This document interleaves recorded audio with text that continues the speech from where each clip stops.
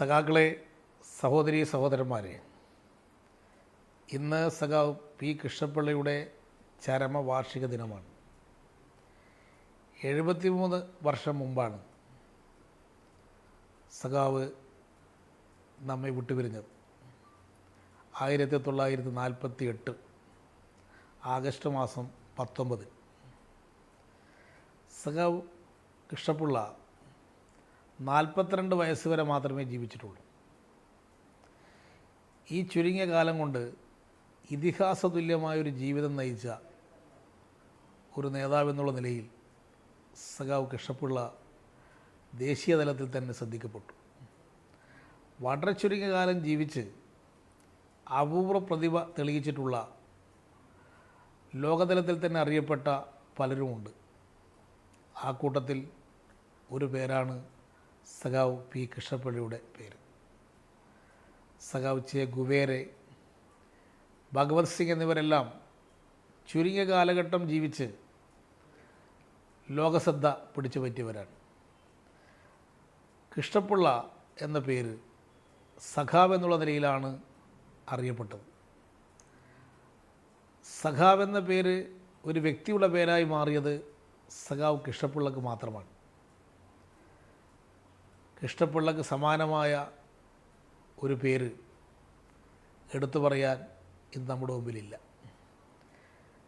സഖാവിൻ്റെ ജീവിതം പരിശോധിച്ച് നോക്കിയാൽ 42 വർഷം ജീവിച്ചു എന്ന് പറയുമ്പോൾ അതിലൊരു 20 വർഷക്കാലമാണ് രാഷ്ട്രീയ പ്രവർത്തന രംഗത്ത് സജീവമായിട്ട് പ്രവർത്തിച്ചിട്ടുള്ളത്.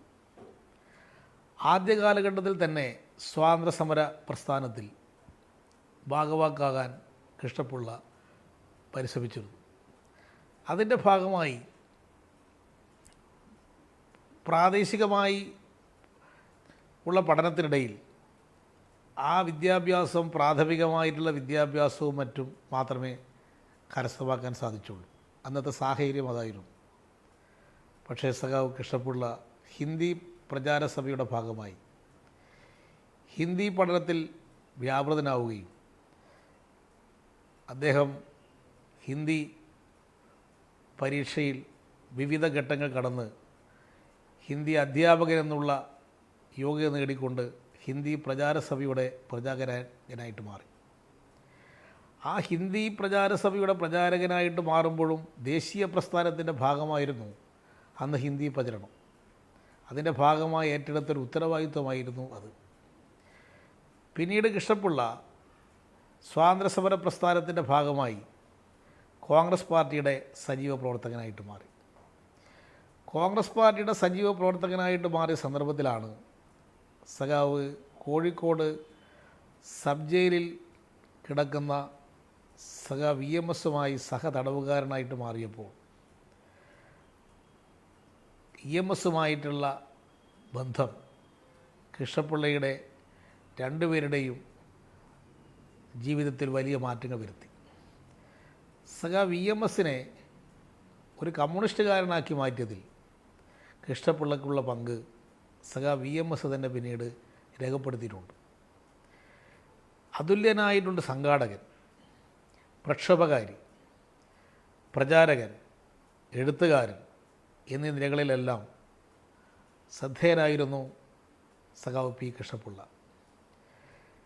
കോൺഗ്രസ് പാർട്ടിയിൽ പ്രവർത്തനത്തിനിടയിൽ തന്നെ കോൺഗ്രസിൻ്റെ രാഷ്ട്രീയ നിലപാടിൽ മാറ്റം വരുത്തണമെന്നാവശ്യപ്പെട്ടുകൊണ്ട് കോൺഗ്രസിനകത്ത് നിന്നുകൊണ്ട് സാധ്യമല്ല എന്ന് മനസ്സിലാക്കിയപ്പോഴാണ് കോൺഗ്രസ് സോഷ്യലിസ്റ്റ് പാർട്ടിയുടെ പ്രചാരകനായി സഖാവ് മാറുന്നത്. പിന്നീട് കോൺഗ്രസ് സോഷ്യലിസ്റ്റ് പാർട്ടി നിന്നുകൊണ്ട് തന്നെ കമ്മ്യൂണിസ്റ്റ് പാർട്ടി രഹസ്യമായി സംഘടിപ്പിക്കാൻ മുൻകൈയെടുത്ത് കൃഷ്ണപിള്ള പ്രവർത്തിച്ചു. ആ ഘട്ടത്തിലാണ് അദ്ദേഹം കേരളത്തിൽ സംഘാടകനായി അദ്ദേഹത്തിൻ്റെ കഴിവ് എത്ര വലുതാണെന്ന് തെളിയിച്ചത്. കോൺഗ്രസ് സോഷ്യലിസ്റ്റ് പാർട്ടിക്കകത്ത് നിശബ്ദമായി പ്രവർത്തിച്ചുകൊണ്ട് ആ കോൺഗ്രസ് സോഷ്യലിസ്റ്റ് പാർട്ടിയെ ഒന്നടങ്കം കമ്മ്യൂണിസ്റ്റ് പാർട്ടിയായി രൂപാന്തരപ്പെടുത്തുന്നതിൽ സഖാവ് കൃഷ്ണപിള്ളക്ക് സാധിച്ചു. 1937 കോഴിക്കോട്ട് പാർട്ടിയുടെ ആദ്യത്തെ ഒരു സെൽ കേന്ദ്ര കമ്മിറ്റിയുടെ അംഗീകാരത്തോടു കൂടി കേരളത്തിൽ ആദ്യമായി രൂപീകരിക്കപ്പെട്ടപ്പോൾ അതിൻ്റെ സെക്രട്ടറിയായി സഖാവ് പി കൃഷ്ണപിള്ളയാണ് ചുമതല ഏറ്റെടുത്തത്. 4 പേരാണ് അന്ന് സെല്ലിലുണ്ടായിരുന്നത്. ആ 4 പേർ നടത്തിയ പ്രവർത്തനത്തിൽ കൂടിയാണ് പിന്നീട് 1939 ആകുമ്പോഴേക്ക് കോൺഗ്രസ് സോഷ്യലിസ്റ്റ് പാർട്ടി കമ്മ്യൂണിസ്റ്റ് പാർട്ടിയായി രൂപാന്തരം പ്രാപിക്കുന്നത്. അത് കൃഷ്ണപിള്ളിയുടെ സംഘടനാ ശേഷിയായിരുന്നു അതിലേറ്റവും പ്രധാനമായി ശ്രദ്ധിക്കപ്പെട്ടത്. പിണറായിയിലെ പാറപ്പുറത്ത് വെച്ച് ചേർന്ന സമ്മേളനത്തിൽ വെച്ച് കമ്മ്യൂണിസ്റ്റ് പാർട്ടി രൂപീകരിച്ചതായി പ്രഖ്യാപിച്ചു. തുടർന്ന് സഖാവ് കൃഷ്ണപിള്ള ഒളിവിലിരുന്നു കൊണ്ട് തന്നെ 1940 സെപ്റ്റംബർ മാസം 15 സാമ്രാജ്യവിരുദ്ധ ദിന പരിപാടി സംഘടിപ്പിക്കുന്നതിന് വേണ്ടി നേതൃത്വം കൊടുത്തു. അന്നാണ് കമ്മ്യൂണിസ്റ്റ് പാർട്ടി കേരളത്തിൽ രൂപീകരിച്ചു എന്ന് ദേശീയതലത്തിൽ അറിയപ്പെട്ടത്.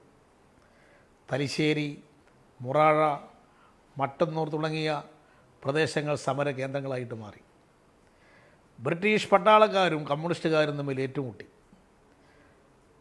കൃഷ്ണപിള്ളയുടെ സംഘടനാ വൈഭവം, ജനങ്ങളെ ഓരോ പ്രദേശത്തും അണിനിരത്തുന്നതിൽ അദ്ദേഹം കാണിച്ചിട്ടുള്ള സംഘടനാ മികവ് പിന്നീടാണ് തിരിച്ചറിയുന്നത്. അങ്ങനെ വിവിധ സ്ഥലങ്ങളിൽ അദ്ദേഹം നടത്തിയിട്ടുള്ള പ്രവർത്തനം വഴി കമ്മ്യൂണിസ്റ്റ് പാർട്ടി രൂപീകരണം കേരളത്തിലുടനീളം ശ്രദ്ധിക്കപ്പെട്ട പ്രവർത്തനങ്ങൾ ഏറ്റെടുക്കുവാൻ കൃഷ്ണപിള്ളയുടെ ഇടപെടൽ സഹായകരമായി. തൊഴിലാളികളെ സംഘടിപ്പിക്കണമെന്ന് അദ്ദേഹം തീരുമാനിച്ചു. തൊഴിലാളി സംഘടനയ്ക്ക് രൂപം കൊടുത്തു.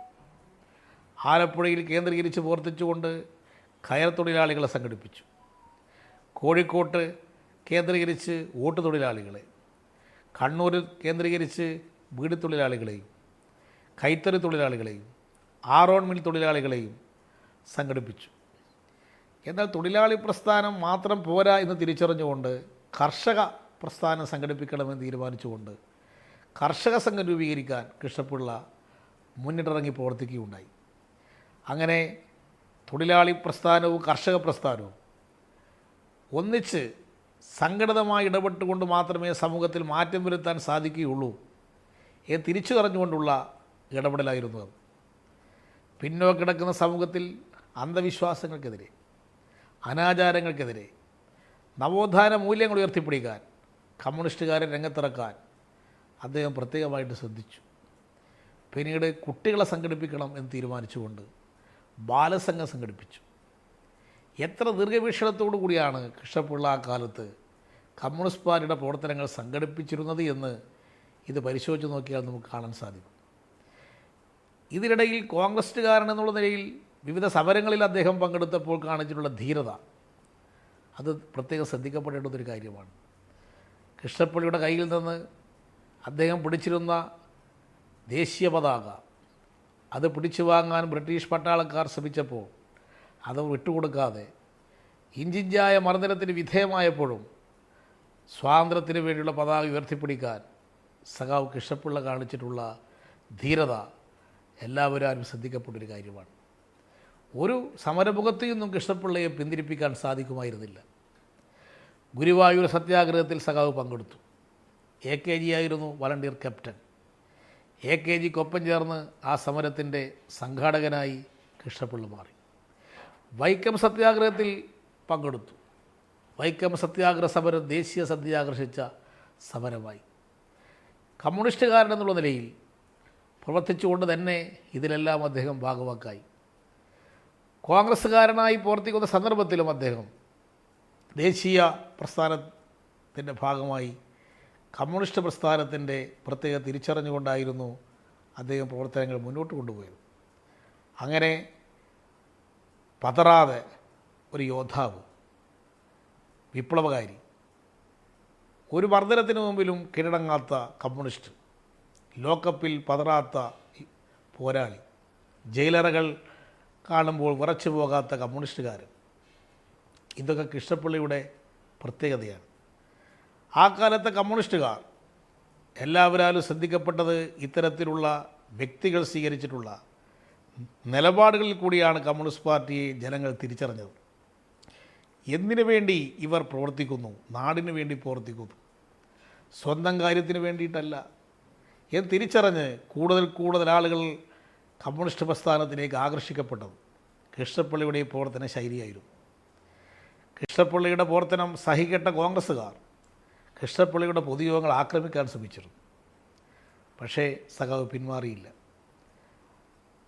ഒരു പ്രദേശത്ത് പാർട്ടി പൊതുയോഗം നടത്താൻ സാധ്യമല്ല എന്ന അവസ്ഥ സൃഷ്ടിക്കപ്പെടുമ്പോൾ അവിടെ കൃഷ്ണപ്പിള്ളി എത്തുമായിരുന്നു. കണ്ണൂരിൽ ഇങ്ങനെ പാർട്ടി പൊതുയോഗം അലങ്കോലപ്പെടുത്തി എന്നുള്ള വിവരം കൃഷ്ണപ്പിള്ളി അറിഞ്ഞു. കൃഷ്ണപ്പിള്ള പറഞ്ഞു, അവിടെ ഒരു യോഗം സംഘടിപ്പിക്കൂ, ഞാൻ വരാം. കൃഷ്ണപ്പിള്ള പങ്കെടുത്ത് യോഗം സംഘടിപ്പിച്ചു. ആ യോഗത്തെയും അലങ്കോലപ്പെടുത്താൻ കോൺഗ്രസ് റൗഡികൾ രംഗത്തിറങ്ങി. നാനാഭാഗത്തു നിന്ന് കല്ലുകൾ സ്റ്റേജിലേക്ക് വന്ന് വീണു. കൃഷ്ണപ്പിള്ള അതിൽ നിന്ന് പിന്മാറിയില്ല, യോഗം നിർത്തിവെച്ചില്ല. ജനങ്ങളോട് പിന്തിരിയാൻ പാടില്ല, അവിടെ തന്നെ നിൽക്കാൻ പറഞ്ഞു. എന്നിട്ട് അതിൽ നിന്ന് കൃഷ്ണപ്പിള്ള ഒരു കല്ല് എടുത്ത് കയ്യിലുയർത്തി പറഞ്ഞു, ഞാൻ ഈ കല്ല് പരസ്യമായി ലേലം ചെയ്യുകയാണ്. 1 അണ 2 അണ 3 അണ എന്ന് ലേലം ചെയ്തു. ജനങ്ങൾ ആർത്ത് വിളിച്ചു. ആ കല്ല് ലേലം ചെയ്ത് വിറ്റ് അത് പാർട്ടി ഫണ്ടിലേക്ക് മുതൽ കൂട്ടി. ഇങ്ങനെ കൃഷ്ണപ്പിള്ളയുടെ യോഗം അലങ്കോലപ്പെടുത്താൻ ശ്രമിച്ച ആളുകൾ അവർ പരാജയപ്പെട്ടു, നിരാശരായി.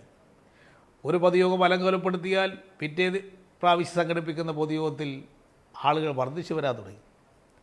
കൃഷ്ണപ്പിള്ളിയെ എങ്ങനെ കീഴ്പ്പെടുത്താൻ സാധിക്കില്ല എന്ന് എതിരാളി സംഘം തിരിച്ചറിഞ്ഞു. അങ്ങനെ എല്ലാ സമരമുഖങ്ങളിലും സഖാവ് കൃഷ്ണപ്പിള്ള ഒരു ധീരമായ യോദ്ധാവായിട്ട് നിലകൊള്ളും. പുന്നപ്രവയലാർ സമരം സംഘടിപ്പിക്കുന്നതിൽ സഖാവ് കൃഷ്ണപ്പിള്ള വഹിച്ച പങ്ക് ആർക്കും വിസ്മരിക്കാൻ സാധിക്കുന്നതല്ല. 46 മുതൽ കൃഷ്ണപ്പിള്ള ആലപ്പുഴ കേന്ദ്രീകരിച്ചുകൊണ്ട് പ്രവർത്തിക്കുന്നുണ്ടായിരുന്നു. 1947 ആഗസ്റ്റ് 15 സ്വാതന്ത്ര്യം കിട്ടി. പക്ഷേ തിരുവിതാംകൂർ രാജഭരണത്തിന് കീഴിലായി. രാജഭരണത്തിന് കീഴിൽ നിന്ന് മോചിപ്പിച്ചാൽ മാത്രമേ തിരുവിതാംകൂറിന് സ്വാതന്ത്ര്യം ലഭിക്കുകയുള്ളൂ എന്ന് മനസ്സിലായ കൃഷ്ണപ്പിള്ള സ്വാതന്ത്ര്യ സമരത്തിൻ്റെ ഭാഗമായി ഒരു പോരാട്ടമായി തന്നെയാണ് രാജഭരണത്തിനെതിരായ സമരം ഏറ്റെടുത്തത്. അല്ലെങ്കിൽ പിന്നീട് ആ രാജഭരണം തിരുവിതാംകൂറിൽ തുടരുമായിരുന്നു. പുന്നപ്രവയലാർ സമരമാണ് സർ CP-യുടെ ദിവാൻ ഭരണം അറബിക്കടലിലേക്ക് വലിച്ചെറിഞ്ഞത്. ആ സമരത്തിൻ്റെ സംഘാടകരിൽ ഒരാളായിരുന്നു കൃഷ്ണപ്പിള്ള. അദ്ദേഹം ആലപ്പുഴയിൽ കേന്ദ്രീകരിച്ച് തൊഴിലാളികൾക്കിടയിൽ പ്രവർത്തിച്ച് പുന്നപ്രവയലാർ സമരത്തിൽ പങ്കെടുക്കേണ്ടുന്ന പ്രാധാന്യം ജനങ്ങളെ ഓർമ്മപ്പെടുത്തിക്കൊണ്ടിരുന്നു. EMSനോടൊപ്പം സഖാവ് പലയിടങ്ങളിലും സഞ്ചരിച്ചതായി ചരിത്രം പരിശോധിച്ച് നോക്കിയാൽ നമുക്ക് കാണപ്പെടുത്താൻ സാധിക്കും.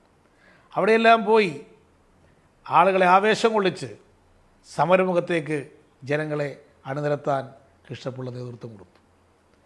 അതിനിടയിലായിരുന്നു സഖാവ് കൃഷ്ണപ്പിള്ള ഒളിവിൽ കഴിയുന്ന സന്ദർഭത്തിൽ കമ്മ്യൂണിസ്റ്റ് പാർട്ടി നിരോധിച്ചു 48-ൽ. ആ നിരോധനം നേരിടുന്ന സന്ദർഭത്തിൽ കമ്മ്യൂണിസ്റ്റുകാരെല്ലാം ഒളിവിൽ നിന്നുകൊണ്ടാണ് പ്രവർത്തിച്ചത്. നേതാക്കന്മാർക്ക് പരസ്യമായി പ്രവർത്തിക്കാൻ സാധിക്കുമായിരുന്നില്ല. രഹസ്യ പ്രവർത്തനമായിരുന്നു അന്ന് കമ്മ്യൂണിസ്റ്റ് പാർട്ടി നടത്തിയിരുന്നത്. ഒളിവിൽ കഴിയുകയാണ് സഖാവിന് ഒരു വീട്ടിൽ കഴിയുമ്പോൾ പാമ്പ് കടി കേൾക്കുന്നത്.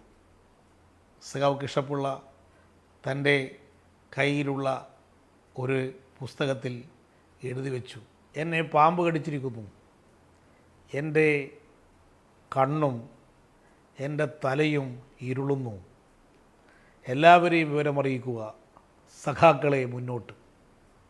അതാണ് പ്രസിദ്ധമായ സഖാക്കളെ മുന്നോട്ട് എന്നൊരാശയമായി മാറുകയും കേരളത്തിലും ഇന്ത്യയിലും എമ്പാടുമുള്ള ജനങ്ങൾ സഖാക്കളെ മുന്നോട്ട് എന്ന് കേൾക്കുമ്പോൾ കൃഷ്ണപ്പിള്ള പാമ്പ് കടിയേറ്റ് മരിച്ച ആ കുറിപ്പിലെ വാചകങ്ങളാണ് എപ്പോഴും ഓർക്കുന്നത്. സഖാക്കളെ മുന്നോട്ട്. ഇന്നും ജനങ്ങൾക്ക് പ്രചോദനം ആ മുദ്രാവാക്യമാണ്. സഖാവ് കൃഷ്ണപ്പിള്ള ഈ ചുരുങ്ങിയ കാലം കൊണ്ട് ജീവിച്ച് എത്രയോ സമരങ്ങളിൽ പങ്കെടുത്ത് പ്രവർത്തിച്ച് കേരളത്തിലെ കമ്മ്യൂണിസ്റ്റ് പാർട്ടിയുടെ ആദ്യത്തെ സംസ്ഥാന സെക്രട്ടറിയാണ് സഖാവ് പി കൃഷ്ണപ്പിള്ള. കൃഷ്ണപ്പിള്ളയിൽ നിന്ന് തുടങ്ങിയതാണ് കേരളത്തിലെ കമ്മ്യൂണിസ്റ്റ് പാർട്ടിയുടെ മുന്നോട്ട് പോക്കുള്ള പ്രയാണവും ചരിത്രവും എന്നത് നമുക്ക് രേഖപ്പെടുത്തിയെടുക്കാൻ സാധിക്കേണ്ടുന്നൊരു കാര്യമാണ്. ഇന്ന് സ്വാതന്ത്ര്യദിനം വീണ്ടും 75ാമത് നാം ആചരിക്കുന്നു. 75 വർഷം സ്വാതന്ത്ര്യം കിട്ടിയാകുമ്പോൾ സ്വാതന്ത്ര്യത്തെക്കുറിച്ചുള്ള ചർച്ച വീണ്ടും സജീവമായിരിക്കുന്നു. കമ്മ്യൂണിസ്റ്റുകാർ സ്വാതന്ത്ര്യ സമരത്തിൽ പങ്കെടുത്തിട്ടുണ്ടോ എന്ന് ചോദിക്കുന്നവർ സഖാവ് പി കൃഷ്ണപിള്ളയുടെ ജീവിതം പഠിക്കണം. കൃഷ്ണപിള്ള സ്വാതന്ത്ര്യ സമരത്തിൽ പങ്കുവച്ചതുപോലെ പങ്കുവഹിച്ച മറ്റാരാണ് ഈ കേരളത്തിലുള്ളത്? കേരളത്തിലെ സ്വാതന്ത്ര്യ സമര ചരിത്രത്തിൽ ഏറ്റവും കൂടുതൽ പങ്കുവഹിച്ച വ്യക്തികളെ പരിശോധിച്ച് നോക്കിയാൽ അതിൽ പി കൃഷ്ണപിള്ളയുടെ പേര് മറക്കാൻ സാധിക്കുമോ? കമ്മ്യൂണിസ്റ്റുകാർ നടത്തിയിട്ടുള്ള സമരങ്ങൾ, ഓരോ പ്രദേശത്ത് നടത്തിയിട്ടുള്ള പോരാട്ടങ്ങൾ മറക്കാൻ സാധിക്കുമോ? 1940 സമരം, കമ്മ്യൂണിസ്റ്റുകാർ നടത്തിയിട്ടുള്ള സാമ്രാജ്യവിരുദ്ധ പോരാട്ടം അതിലേറ്റവും പ്രധാനപ്പെട്ട പങ്ക് വഹിച്ചതല്ലേ? ബ്രിട്ടീഷുകാർക്കെതിരായ പോരാട്ടത്തിൻ്റെ ഭാഗമാണ് കയ്യൂരിൽ 4 സഖാക്കൾ തൂക്കുമരത്തിൽ കയറി ജീവത്യാഗം ചെയ്യേണ്ടി വന്നത്. അവരെ ശിക്ഷിച്ചത് ബ്രിട്ടീഷ് ഭരണകൂടമാണ്. സ്വാതന്ത്ര്യത്തിന് വേണ്ടിയാണ് ആ ധീരന്മാരായ കയ്യൂരിലെ കർഷക മക്കൾ രക്തസാക്ഷിത്വം വരിച്ചത്. അതെല്ലാം പിന്നീട് സ്വാതന്ത്ര്യ സമരമായി അംഗീകരിക്കേണ്ടി വന്നില്ലേ? അന്ന് നടത്തിയിട്ടുള്ള നിരവധി സമരങ്ങളെ, കമ്മ്യൂണിസ്റ്റുകാർ നടത്തിയ പോരാട്ടങ്ങളെ സ്വാതന്ത്ര്യ സമരമായി അംഗീകരിക്കാൻ നിർബന്ധിക്കപ്പെട്ടത് കമ്മ്യൂണിസ്റ്റുകാർ സ്വാതന്ത്ര്യ സമരത്തിൽ പങ്കുവച്ച പങ്ക് ആർക്കും മറച്ചു വെക്കാൻ സാധിക്കുകയില്ല എന്നതുകൊണ്ടല്ലേ? അങ്ങനെ ഒരു ചരിത്രം RSSനുണ്ടോ? RSS സ്വാതന്ത്ര്യ സമരകാലത്ത് ഏതെങ്കിലും ഒരു സ്വാതന്ത്ര്യ സമരത്തിൽ പങ്കെടുത്തിട്ടുണ്ടോ? അന്ന് RSS പറഞ്ഞത് ശത്രു ബ്രിട്ടീഷുകാരല്ല, ശത്രു മുസ്ലിമാണ്, അവരെയാണ് ഇല്ലാതാക്കേണ്ടത്, മുസ്ലിമുകളാണ് ഇല്ലാതാവേണ്ടത്. അതിൻ്റെ കൂടെ നിന്നുകൊണ്ട് ബ്രിട്ടീഷുകാർക്ക് അനുകൂലമായ നിലപാട് RSSകാർ സ്വീകരിച്ചു. അതിൻ്റെ ഭാഗമായി ജയിലിൽ പോയ RSSകാരെ, നേതാക്കന്മാരെ തന്നെ ബ്രിട്ടീഷ് ഗവൺമെൻറ് വിട്ടയച്ചു. ബ്രിട്ടീഷ് ഗവൺമെൻറ് അനുകൂലമായ നിലപാട് സ്വീകരിച്ച RSS സ്വാതന്ത്ര്യ സമരത്തിൽ ഒരു പങ്കും വഹിച്ചിട്ടില്ല. അവർക്ക് ഇന്ത്യൻ സ്വാതന്ത്ര്യ സമരത്തെക്കുറിച്ച് ഒന്നും അഭിമാനിക്കാനില്ല, അവകാശപ്പെടാനില്ല. എന്നാൽ അങ്ങനെയല്ല കമ്മ്യൂണിസ്റ്റുകാരുടെ ചരിത്രം. ഇന്ത്യയിൽ ഏത് ഭാഗത്ത് നടന്ന പോരാട്ടങ്ങൾ നോക്കിയാലും കമ്മ്യൂണിസ്റ്റുകാർക്കൊരു ചെറിയ ഗ്രൂപ്പുണ്ടെങ്കിൽ അന്ന് ആ സ്വാതന്ത്ര്യ സമരത്തിൽ അവർ പങ്കാളികളായിട്ടുണ്ട്. കോൺഗ്രസ് പാർട്ടിക്കകത്ത് നിന്നുകൊണ്ടുള്ള കമ്മ്യൂണിസ്റ്റുകാർ അതിൽ പങ്കാളിത്തം വഹിച്ചിട്ടുണ്ട്. 47 വരെയുള്ള സ്വാതന്ത്ര്യ സമര പോരാട്ടങ്ങളിൽ എല്ലായിടത്തും കമ്മ്യൂണിസ്റ്റുകാർക്ക് പങ്കുണ്ട്. അതാണ് ഇന്ത്യയുടെ സമരചരിത്രം പരിശോധിച്ചാൽ കമ്മ്യൂണിസ്റ്റുകാരുടെ പങ്ക് വിസ്മരിക്കാൻ സാധിക്കുന്നതല്ല. ഇന്ത്യക്ക് സ്വാതന്ത്ര്യം കിട്ടുമ്പോൾ സഖാവ് AKG കണ്ണൂർ സെൻട്രൽ ജയിലിൽ കിടക്കുകയാണ്. AKG ജയിലിൽ കിടന്ന് സ്വാതന്ത്ര്യ സമരത്തിൽ പങ്കെടുത്ത് ബ്രിട്ടീഷുകാരാണ് AKG ജയിലിലടച്ചത്. കമ്മ്യൂണിസ്റ്റുകാർ അന്ന് സ്വാതന്ത്ര്യദിനം ആചരിച്ചിരുന്നോ എന്ന് ചോദിക്കുന്നവരുണ്ട്. അന്ന് കമ്മ്യൂണിസ്റ്റുകാർ, ജയിലിനകത്തുള്ള കമ്മ്യൂണിസ്റ്റുകാർ ജയിലിനകത്ത് സ്വാതന്ത്ര്യദിനം ആചരിച്ചു. സഖാവ് AKG കണ്ണൂർ സെൻട്രൽ ജയിലിൽ കിടക്കുമ്പോൾ സ്വാതന്ത്ര്യദിനം ആചരിച്ചത് എങ്ങനെയാണെന്ന് ചരിത്രം രേഖപ്പെടുത്തിയിട്ടുണ്ട്. ഒരു ദേശീയ പതാക, ചെറിയൊരു ദേശീയ പതാക കയ്യിലേന്തി ഏകനായി കണ്ണൂർ സെൻട്രൽ ജയിലിൽ സ്വാതന്ത്ര്യം കിട്ടിയതിൻ്റെ ആഹ്ലാദം പ്രകടിപ്പിച്ചുകൊണ്ട് AKG നടത്തിയിട്ടുള്ള സ്വാതന്ത്ര്യദിന ആചരണ പരിപാടി ചരിത്രം രേഖപ്പെടുത്തിയിട്ടുള്ളൊരു സംഭവമല്ലേ? ഒറ്റക്കേകനായി ദേശീയ പതാക പിടിച്ചുകൊണ്ട് AKG ജയിലിനകത്ത് സ്വാതന്ത്ര്യദിനം ആചരിച്ചു. ജയിലിനകത്ത് കിടന്നവർ ജയിലിനകത്തും പുറത്ത് ഉള്ളവർ പുറത്തും സ്വാതന്ത്ര്യദിനം 1947 ആഗസ്റ്റ് 15 ആചരിച്ചു. കമ്മ്യൂണിസ്റ്റുകാർ സ്വാതന്ത്ര്യദിനത്തെ ബഹിഷ്കരിക്കുകയല്ല ചെയ്തത്. എന്നാൽ പിന്നീടുള്ള വർഷമായപ്പോൾ കമ്മ്യൂണിസ്റ്റ് പാർട്ടി ജനങ്ങൾക്കൊരു മുന്നറിയിപ്പ് കൊടുത്തു. എന്താണ് സ്വാതന്ത്ര്യ സമരം കൊണ്ട് നാം പ്രതീക്ഷിച്ചത്? ആ സ്വാതന്ത്ര്യം യഥാർത്ഥമായി നേടിയെടുക്കാൻ നമുക്ക് സാധിച്ചിട്ടില്ല എന്ന അനുഭവം തെളിയിക്കുന്നു. ബ്രിട്ടീഷ് ബൂർഷ്വാസിക്ക് പകരം മറ്റൊരു ബൂർഷ്വാസി ഭരണത്തിൽ വന്നിരിക്കുന്നു. അതുകൊണ്ട് ഇത് ജാഗ്രത പാലിക്കണം. അതാണ് കമ്മ്യൂണിസ്റ്റ് പാർട്ടി സ്വീകരിച്ച നിലപാട്. പിന്നീട് കമ്മ്യൂണിസ്റ്റ് പാർട്ടി ഒരിക്കലും സ്വാതന്ത്ര്യദിനാഘോഷം ബഹിഷ്കരിക്കണമെന്ന് ആഹ്വാനം ചെയ്തിട്ടില്ല. പക്ഷേ എല്ലാ സ്വാതന്ത്ര്യദിനത്തിലും കോൺഗ്രസ്സുകാർ അത് തങ്ങളുടെ ഒരു പരിപാടിയായി ആചരിക്കാൻ തുടങ്ങിയപ്പോൾ കമ്മ്യൂണിസ്റ്റ് പാർട്ടി എല്ലാ സ്വാതന്ത്ര്യദിനത്തിലും, ഓരോ സ്വാതന്ത്ര്യദിനത്തിലും പാർട്ടി മുഖപത്രങ്ങളിൽ കൂടി പാർട്ടി നിലപാട് വ്യക്തമാക്കുകയും സ്വാതന്ത്ര്യദിനം കൊണ്ട് എന്താണ് പ്രതീക്ഷിച്ചത്, ഇന്ന് സ്വാതന്ത്ര്യത്തിന് ശേഷം രാജ്യം നേരിടുന്ന പ്രശ്നം എന്താണ് എന്ന് ജനങ്ങൾ ഓർമ്മപ്പെടുത്തിക്കൊണ്ടേയിരുന്നു. എന്നാൽ ഈ 75ാം വാർഷികമാകുമ്പോൾ അതിനൊരു പ്രത്യേകതയുണ്ട്. അത് ഇന്ത്യ 75 വർഷം പിന്നിട്ടിരിക്കുന്നു. ഈ സന്ദർഭത്തിൽ ഇന്ത്യൻ സ്വാതന്ത്ര്യത്തിൻ്റെ അപകടത്തിലാക്കാൻ പുതിയ നീക്കങ്ങൾ ആരംഭിച്ചിരിക്കുന്നു. ഇന്ത്യയുടെ ഭരണകക്ഷി തന്നെ സാമ്രാജ്യത്വവുമായി സന്ധി ചെയ്തിരിക്കുന്നു. ഇതിൻ്റെ ഭാഗമായി നമ്മുടെ രാജ്യത്തിൻ്റെ സ്വാതന്ത്ര്യം നിലനിർത്തണം. സ്വാതന്ത്ര്യം, ജനാധിപത്യം, സോഷ്യലിസം, മതനിരപേക്ഷത ഇതെല്ലാം പ്രധാനമായ സങ്കല്പങ്ങൾ നിലനിർത്തുക തന്നെ ചെയ്യണം. അതിനുവേണ്ടി ഇന്ത്യൻ സ്വാതന്ത്ര്യം കാത്തു സൂക്ഷിക്കണം. ആ സ്വാതന്ത്ര്യത്തെ കവർന്നെടുക്കാൻ ശ്രമിക്കുന്ന സാമ്രാജ്യത്വ ശക്തികൾക്കെതിരെയുള്ള മുന്നറിയിപ്പ് കൊടുക്കുക എന്നതാണ് ഇത്തവണ സ്വാതന്ത്ര്യ ദിനത്തിൽ പങ്കാളിത്തം വഹിച്ചുകൊണ്ട് തന്നെ ഈ പ്രവർത്തനത്തിൽ പങ്കാളിത്തം വഹിച്ചുകൊണ്ട് ജനങ്ങൾക്ക് മുന്നറിയിപ്പ് കൊടുക്കണം. മുൻകാലങ്ങളിൽ എല്ലാ വർഷവും ജനങ്ങൾക്ക് പാർട്ടി മുന്നറിയിപ്പ് നൽകിക്കൊണ്ടിരുന്നു. പക്ഷേ ഇത് അതിനേക്കാൾ പുതിയൊരു സ്ഥിതിവിശേഷം രാജ്യത്ത് വന്നിരിക്കുന്നു. നമ്മുടെ മതനിരപേക്ഷത അപകടത്തിലായിരിക്കുന്നു. ഫെഡറൽ ഘടന തകർന്നുകൊണ്ടിരിക്കുന്നു. പാർലമെൻ്ററി ജനാധിപത്യം വെറും പ്രഹസനമായി മാറിക്കൊണ്ടിരിക്കുന്നു. ഈ സാഹചര്യത്തിലാണ് ജുഡീഷ്യറി പോലും സ്വതന്ത്രത കാത്തു സൂക്ഷിക്കാൻ സാധിക്കാത്ത അവസ്ഥയിലേക്ക് എത്തിയിരിക്കുന്നു. ഈ ഘട്ടം, ഇതുപോലൊരവസ്ഥ ഒരിക്കലും നമ്മുടെ രാജ്യം നേരിട്ടിട്ടില്ല. ഭരിക്കുന്ന കക്ഷി തന്നെ പങ്കാളിത്തം വഹിച്ചുകൊണ്ടാണ് ഭരണഘടനാ മൂല്യങ്ങൾ തകർത്തുകൊണ്ടിരിക്കുന്നത്. ഈ സന്ദർഭത്തിൽ ഈ സ്വാതന്ത്ര്യം നിലനിർത്തണം. കമ്മ്യൂണിസ്റ്റുകാരുൾപ്പെടെയുള്ളവർ ജീവത്യാഗം നടത്തി നേടിയെടുത്ത സ്വാതന്ത്ര്യം കാത്തു സൂക്ഷിക്കാൻ RSS തയ്യാറില്ല. അവർക്ക് സ്വാതന്ത്ര്യം അപകടത്തിലായാൽ അവർക്കൊന്നും ചിന്തയില്ല. അവർക്ക് മതഭരണമാണ് വേണ്ടത്. മതഭരണം സംരക്ഷിക്കാൻ സാമ്രാജ്യത്വവുമായി അവർ കൂട്ടുകൂടുകയാണ്. മതഭരണം എങ്ങനെയെങ്കിലും സ്ഥാപിക്കണം, അതിനുവേണ്ടി ശ്രമിച്ചുകൊണ്ടിരിക്കുകയാണ്. അതിന് സ്വാതന്ത്ര്യം പോയാലും തിരക്കേടില്ല. ഇവിടെ മതന്യൂനപക്ഷങ്ങളെ ഉന്മൂലനം ചെയ്യണം. ഇവിടെ പുരോഗമന ചിന്താഗതികളില്ലാത്ത രാജ്യമാക്കി മാറണം. കോർപ്പറേറ്റുകളെ ഈ രാജ്യത്തിൻ്റെ ഭരണം ഏൽപ്പിക്കണം എന്നൊറ്റ ചിന്ത മാത്രമേ ഇപ്പോൾ RSSനുള്ളൂ. സ്വാതന്ത്ര്യം, അതിൻ്റെ മൂല്യങ്ങൾ കാത്തു സൂക്ഷിക്കാനുള്ള ഒരു പങ്കും വഹിക്കാത്ത RSSനെ ജനമധ്യത്തിൽ തുറന്നു കാണിക്കണം. ഈ ഗവൺമെൻറ്റിൻ്റെ നിലപാടുകളെ ജനങ്ങളെ അറിയിക്കണം. അത് സാധിക്കണമെങ്കിൽ ഈ പരിപാടിയിൽ പങ്കെടുത്തുകൊണ്ട് നടത്തുമ്പോൾ ജനങ്ങൾ നമ്മുടെ ശബ്ദം ശ്രദ്ധിക്കും. ഇന്ന് രാജ്യമാകെ ശ്രദ്ധിക്കപ്പെട്ടു. CPM ഓഫീസിന് മുമ്പിൽ പതാക ഉയർത്തുന്നു, ദേശീയ പതാക ഉയർത്തുന്നു. അതൊരു പുതിയ സന്ദേശം രാജ്യത്ത് നൽകിയിരിക്കുകയാണ്. ചിലർ പറയുന്നു നിങ്ങൾ നേരത്തെ ഇത് ചെയ്യേണ്ടതായിരുന്നു എന്ന് ചിലർ ഇപ്പോൾ പറയുന്നുണ്ട്. ഇതിന് ഒരു കാലത്തും കമ്മ്യൂണിസ്റ്റ് പാർട്ടി സ്വാതന്ത്ര്യ ദിനത്തിൽ പതാക ഉയർത്തുന്ന ചടങ്ങുകളിൽ കമ്മ്യൂണിസ്റ്റുകാർ പങ്കെടുക്കാതിരുന്നിട്ടില്ല. കമ്മ്യൂണിസ്റ്റുകാരായ ജനപ്രതിനിധികൾ എല്ലാ സന്ദർഭത്തിലും ആഗസ്റ്റ് 15-ന് പതാക ഉയർത്താറില്ലേ? കമ്മ്യൂണിസ്റ്റുകാരായതുകൊണ്ട് ഞങ്ങൾ പതാക ഉയർത്തുകയില്ല എന്ന് പറഞ്ഞുകൊണ്ട് മാറി നിന്നിട്ടുണ്ടോ? കമ്മ്യൂണിസ്റ്റ് പാർട്ടി ദേശീയ പതാക ഉയർത്തുകയില്ല എന്നൊരു നിലപാട് സ്വീകരിച്ചാൽ കമ്മ്യൂണിസ്റ്റ് പാർട്ടിക്ക് അത് ചെയ്യാൻ സാധിക്കുമായിരുന്നോ? 1957-ൽ EMS മുഖ്യമന്ത്രിയായപ്പോൾ ദേശീയ പതാക ഉയർത്തിയില്ലേ? എല്ലാ കമ്മ്യൂണിസ്റ്റ് മുഖ്യമന്ത്രിമാരും ഉയർത്തിയില്ലേ? മന്ത്രിമാർ ഉയർത്തിയില്ലേ?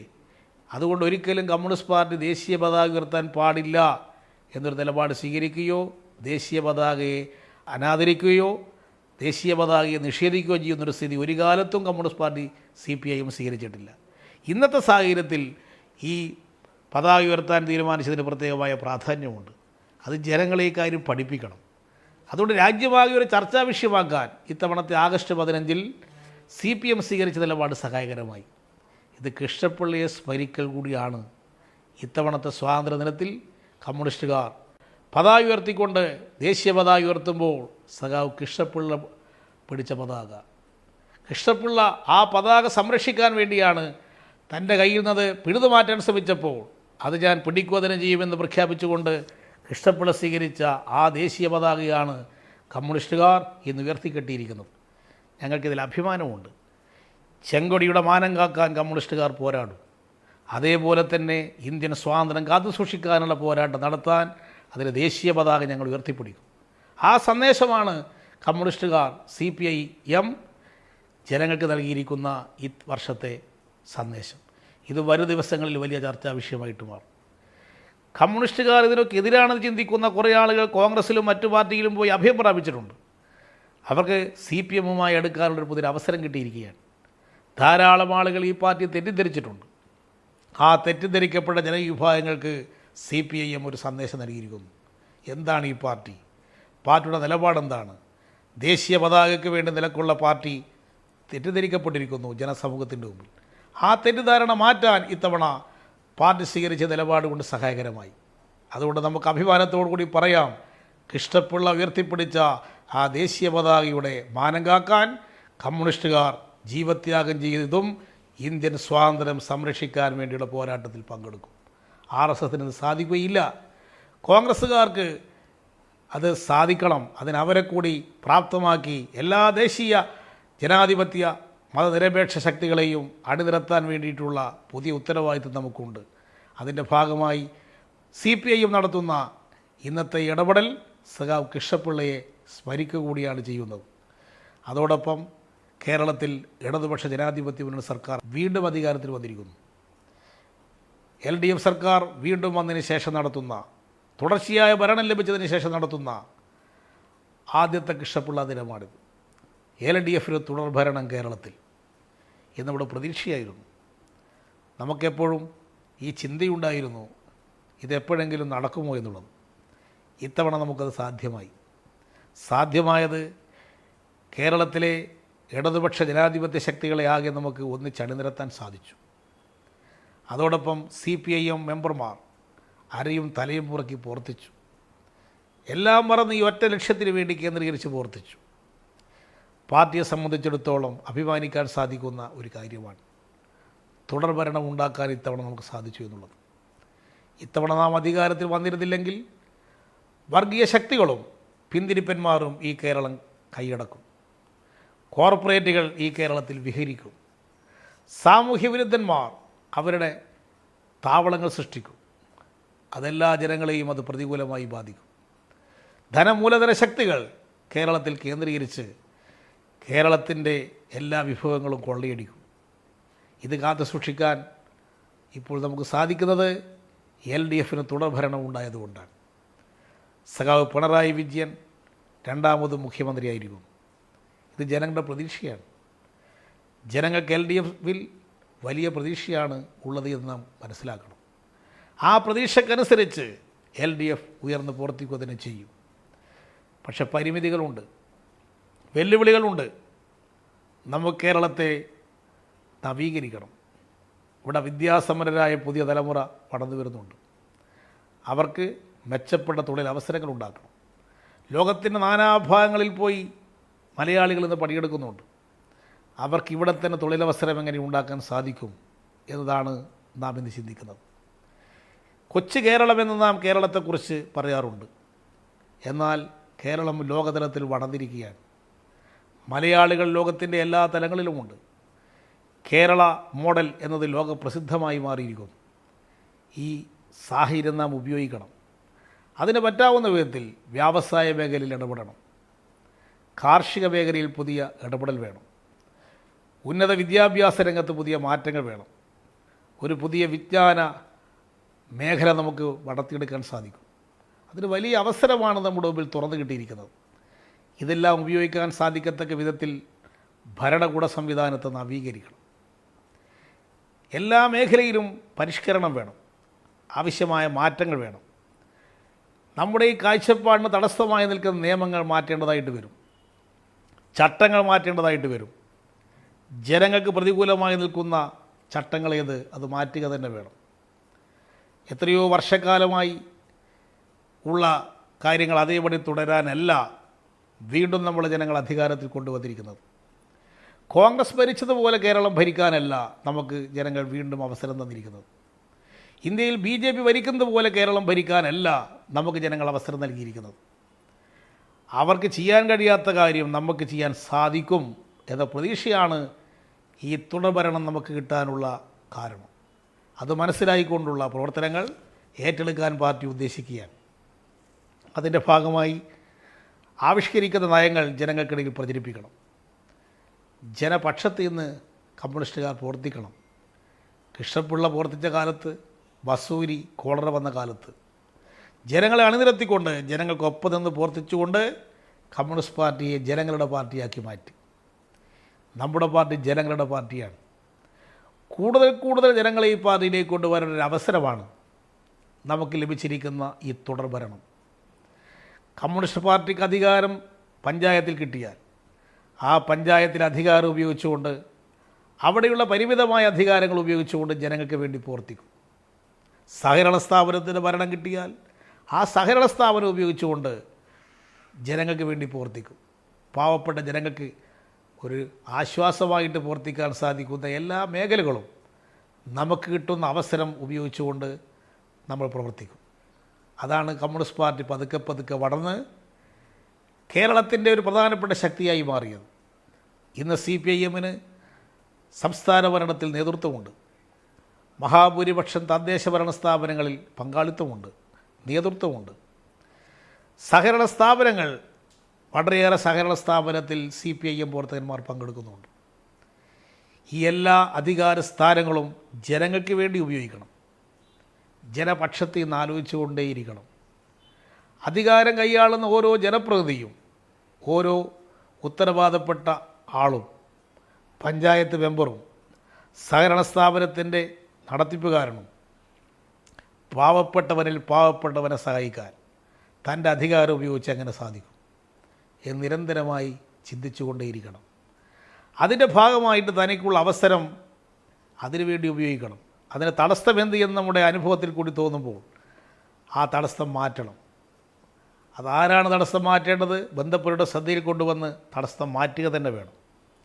അത്തരം നിലപാടുകളാണ് നാം സ്വീകരിക്കേണ്ടത്.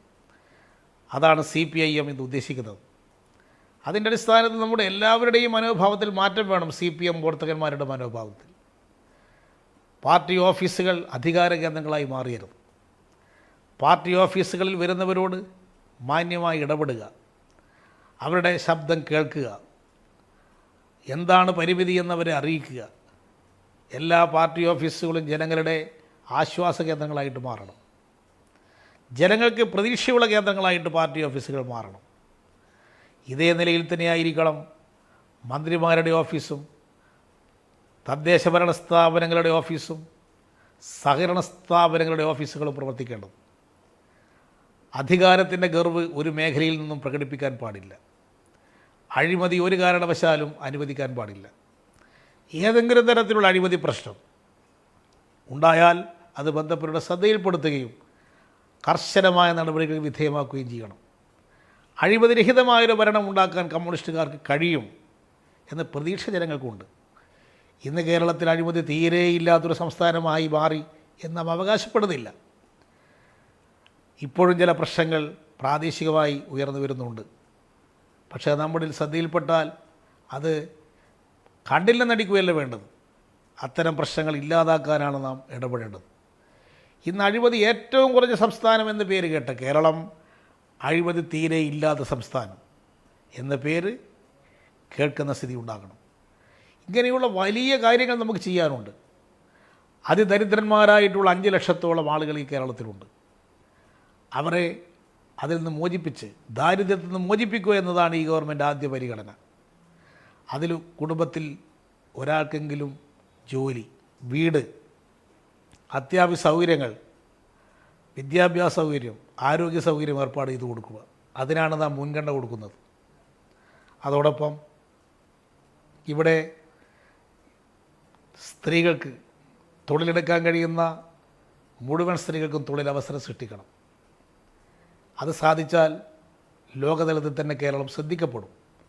അതിനുള്ള പദ്ധതികൾ ഗവൺമെൻറ് തയ്യാറായി കഴിഞ്ഞു. അത് നമുക്ക് വിജയിപ്പിക്കണം. ഇങ്ങനെയെല്ലാം ചെയ്യുമ്പോൾ ഈ ഗവൺമെൻറ് UDF-ൽ നിന്ന് വ്യത്യസ്തമാണ്, BJP ഗവൺമെൻറ്റിൽ നിന്ന് വ്യത്യസ്തമാണ് ജനങ്ങൾ തിരിച്ചറിയും. അങ്ങനെ പ്രവർത്തിക്കാൻ നമുക്ക് കിട്ടിയ അവസരമാണ് ഈ 2ാം ഇടതുപക്ഷ മന്ത്രിസഭ.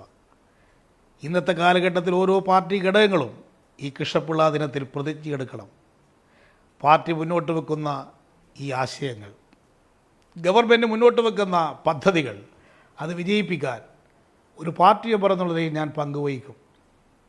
അതാണ് കൃഷ്ണപിള്ള ദിനത്തിൽ നാം എടുക്കേണ്ടുന്ന പ്രതിജ്ഞ. അങ്ങനെ പുതിയ ഉത്തരവാദിത്തങ്ങൾ, പുതിയ കടമകൾ ഏറ്റെടുത്ത് പ്രവർത്തിക്കാൻ ഓരോ CPM പ്രവർത്തകനും ഈ സന്ദർഭത്തിൽ സാധിക്കണം. അതിനുവേണ്ടിയുള്ള പ്രവർത്തനത്തിൽ നമുക്ക് മുന്നോട്ട് പോകാൻ സഖാവ് കൃഷ്ണപിള്ളയുടെ സ്മരണ എന്നും ഒരു പ്രചോദനമായിരിക്കും. മഹാനായ കമ്മ്യൂണിസ്റ്റ് നേതാവ് P. കൃഷ്ണപിള്ളയുടെ ചരമവാർഷികത്തിൽ അഗാധമായ പാർട്ടിയുടെ അദ്ദേഹത്തോടുള്ള കടപ്പാട് ഈ സന്ദർഭത്തിൽ പ്രകടിപ്പിക്കുന്നു. സഖാവിൻ്റെ പാവന സ്മരണയ്ക്ക് മുമ്പിൽ രക്തപുഷ്പങ്ങൾ അർപ്പിച്ചുകൊണ്ട് ഞാൻ എൻ്റെ വാക്ക് നിർത്തുന്നു. സഖാക്കളെ മുന്നോട്ട്, മുന്നോട്ട്, മുന്നോട്ട്.